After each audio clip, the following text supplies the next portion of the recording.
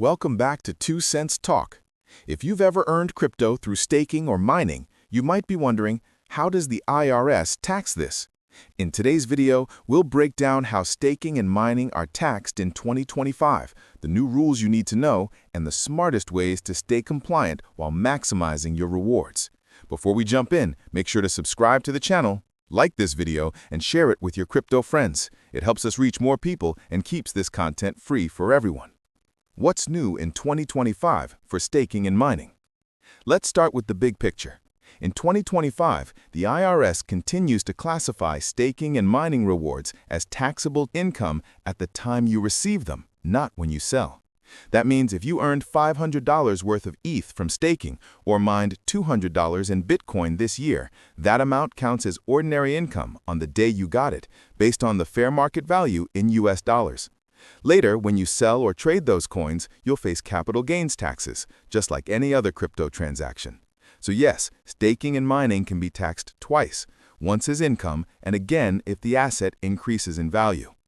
Here's an example.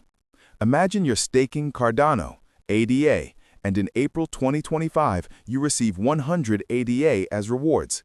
At that moment, ADA is worth $0.50 per token, so your total reward is $50 of taxable income. If you hold those tokens until the price rises to $0.80 and then sell, you'll owe capital gains tax on the extra $30 profit. So your total tax exposure is based on both your income at the time of receipt and gains at the time of sale. Keeping track of those values accurately is crucial, especially now that exchanges and staking providers are required to report them under Form 1099-A. Mining income example. Mining works the same way. Each time you successfully mine a block or receive mining payouts, that crypto's value in USD at that exact moment is ordinary income. So if your wallet shows 0.002 BTC mined when Bitcoin's at $65,000, you've just earned $130 of taxable income. Most miners have multiple payouts per week, so keeping organized records or using fintech tracking tools is key to avoiding IRS headaches later. Tracking and reporting tools. The best way to manage staking and mining taxes is by using crypto tax software designed for automation. Tools like Coinly, CoinLedger, or Accounting now integrate directly with DeFi wallets and validator nodes, automatically recording the timestamp, token value, and source of each reward. Some of these apps even connect to AI accounting assistants that detect staking contracts and classify them automatically, especially useful if you're earning from liquid staking protocols like Lido, Rocket Pool, or EigenLayer. In 2025, this automation isn't just convenient, it's essential for compliance. Liquid staking and DeFi impact. Let's talk about one of the biggest shifts happening now: liquid staking in DeFi.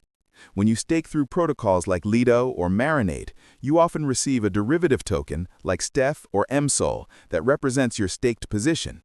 According to the IRS, receiving those derivative tokens doesn't trigger a taxable event immediately, but earning rewards from them does.